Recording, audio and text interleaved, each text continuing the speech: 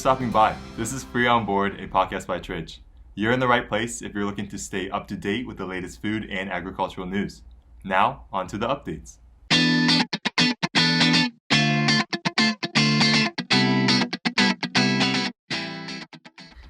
Welcome to Free on Board, a podcast by Tridge. I'm Bia Shim, a global market analyst at Tridge, and today we'll be discussing low pecan production in the United States. Theo, a global market analyst and nuts and seeds specialist located in Ecuador, is joining with us today.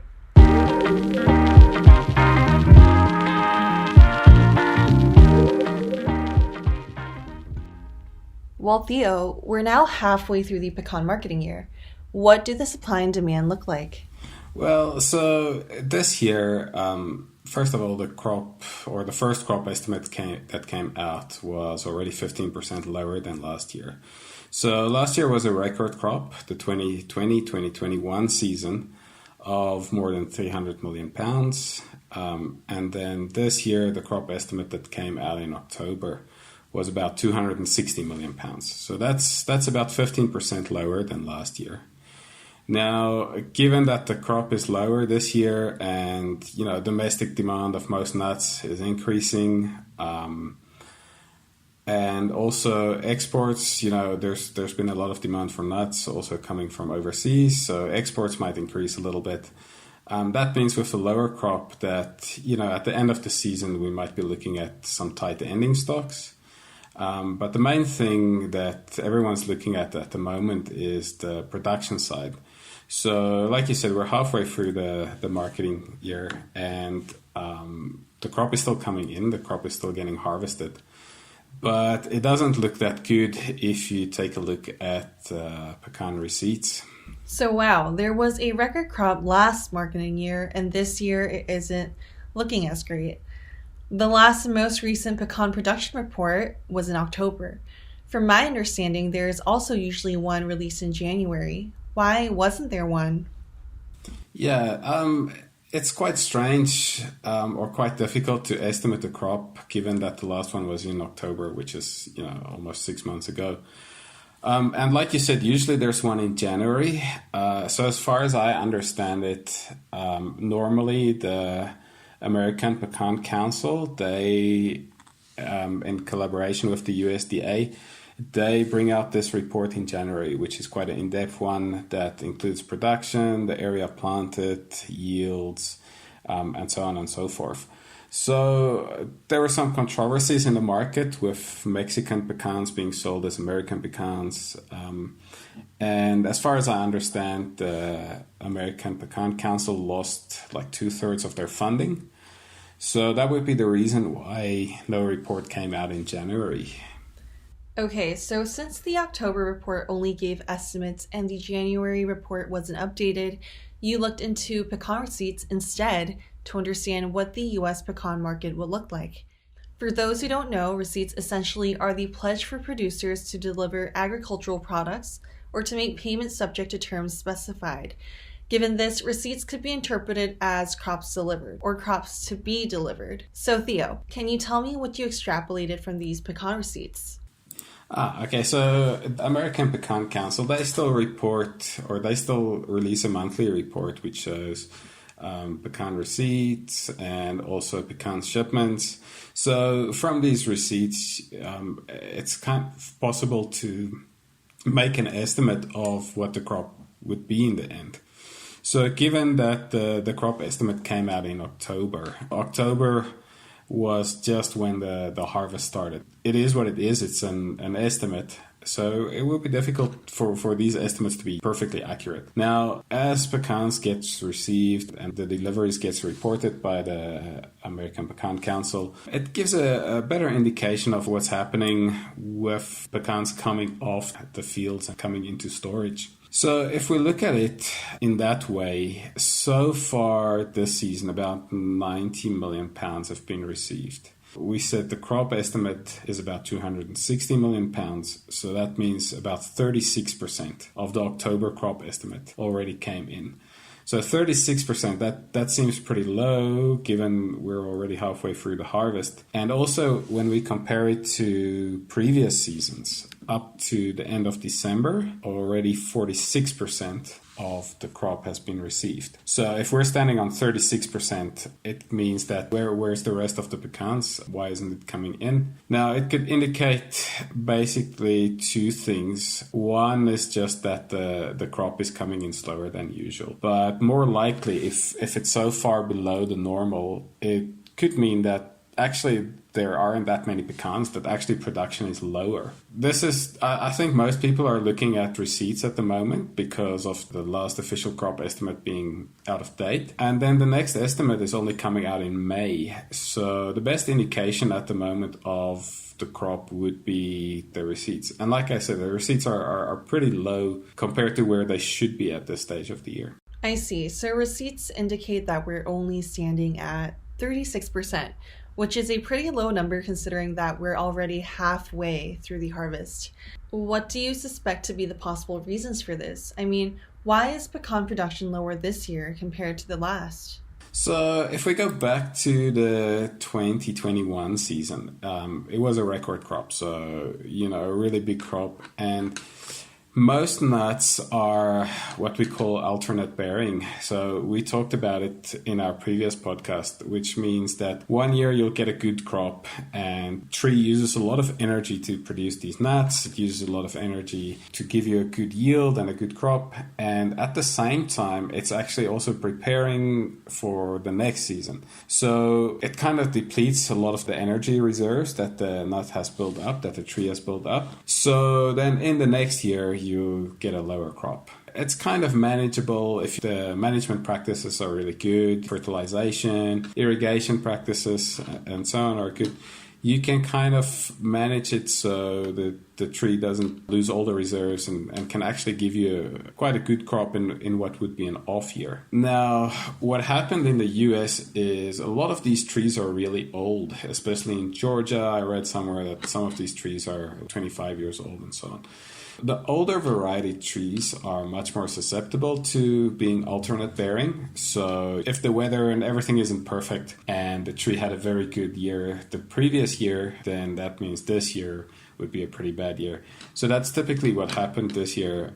After the good crop last year, they used up a lot of their reserves and they couldn't produce as much this year, also with the weather not being perfect. And then also the newer trees do much better. The alternate bearing part is not as pronounced as in the older trees.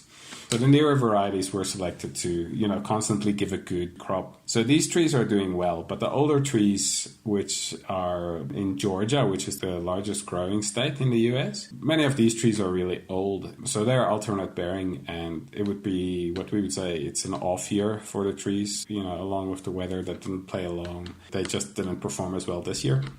So what I'm hearing is that the factors that played into lower production are largely twofold. One, it was an off year for trees around 25 years old in Georgia, which is considered to be pretty old in pecan tree age. And two, the weather not being that great in the southern states, including Georgia and other pecan-bearing states. Is that right? That's right. Yeah. So pecans are grown over quite a large geographical region in the US. Unlike, let's say, for example, pistachios and almonds, that most of them are just grown in California. For pecans, they're grown basically in all the southern states, all the way from the east in Florida, Georgia, to the west to California.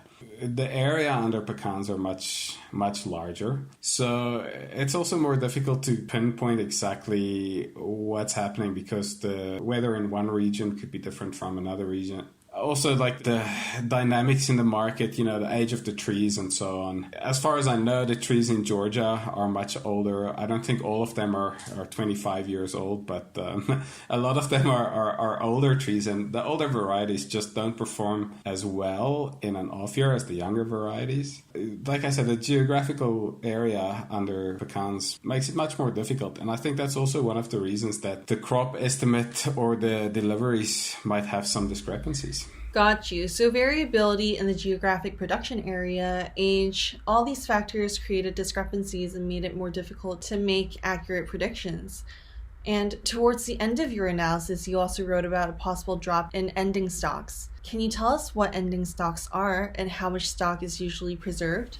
Yeah, of course. So if we go back to the October estimate, that's 216 million pounds, and we take a look at the receipts, that's say only 36% have been received. Let's say this year is actually more like previous years, then it should be less than the 260 million pounds in October. So if we're just looking at historic data, it could be as low as 210 million pounds. So that means 50 million pounds is just wiped off because of lower production. If we have this lower production, then the US usually they import, because they import a lot from Mexico. So a lot of pecans just cross the border from Mexico going to the US. The US actually also exports a lot of shelled pecans, and then it gets deshelled in Mexico and the kernels gets imported back into the US. But usually imports are about 100 million pounds.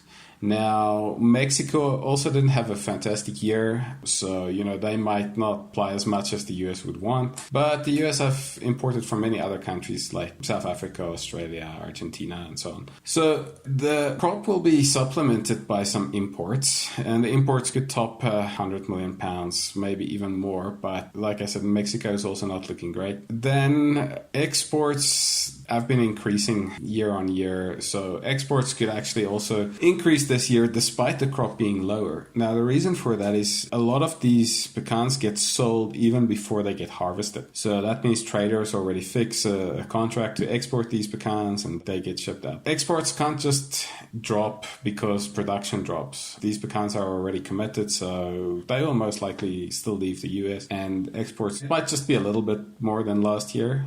Could be the same, 1 or 2% higher. But I don't see exports just dropping because production drops. The next one would be the domestic consumption. Now, like all nuts in the US, domestic consumption has been on the increase. I think it's quite a success story. People are eating more and more nuts, almonds, pistachios, and we're also seeing this in pecans. Now, last year was actually, the domestic consumption was really big. It was almost 350 million pounds, which is quite a lot of nuts being eaten. That could drop a little bit this year. I think it could be a little bit lower, maybe just close to 300 million pounds. But it's still a big number, so it still takes a big chunk out of the supply. Now, if we add all that, it means we're going to be looking at, with the current October estimate, ending stocks could be about 160 million pounds. And if we look at the receipts and we say, look, the production is going to be lower, ending stocks could be as low as 110 million pounds. Now, what these numbers mean is, if you're having ending stocks of 160 million pounds and the total demand is something like 420 million, that's only 28% of the demand that's left. So the stocks to use ratio is only 28%. And that is at the end of the marketing year, so before the next season's crop will come in. Now, usually for pecans, the ending stocks are managed quite well. Normally it doesn't drop below 200 million pounds. So dropping to 150 million should be quite concerning. And then, like I said, there's 28% stocks to use ratio compared to the average in the past of 36%. So that's quite a low number, and it means that ending stocks will be quite low at the end of the season, which should be quite concerning because we don't know what's going to happen in the next year's crop. So next year, or basically at the end of this year in September, when the new crop comes in, we don't know what it's going to look like. So traders, handlers, they prefer to keep big ending stocks. So just in case something happens or demand picks up, so that they are able to still sell their stock. Now, if stock drops to this low number, that means people are going to scramble to get pecans. Prices might go up. It might support pecan prices if stocks are low. So let's see if I got this right. On top of low production, with usual pecan volumes that come to the US from South America also not looking that great, the stocks to use ratio is 8% lower than the average. And this lower stocks to use ratio usually means higher prices, and this is occurring in parallel with large pecan commitments already being made on top of high domestic consumption. Altogether, uncertainty in the amount of volumes that may remain, and not knowing how much would be produced in the next year with absolute certainty, these factors will all contribute to higher prices. That's exactly right. Yeah, so we see production dropping. Production would be lower, and then, like you just mentioned, the demand side, it's kind of fixed. It's not as flexible that it can just drop in unison with production. So with demand being fixed, the only thing that can happen is ending stocks will probably drop. And, if it gets really low, if it gets to like 25% stocks to use ratio or even 20%, then it becomes tight at the end of the season, and prices should find support from that. I see. Thank you for your time. Thanks so much for having me, Bia.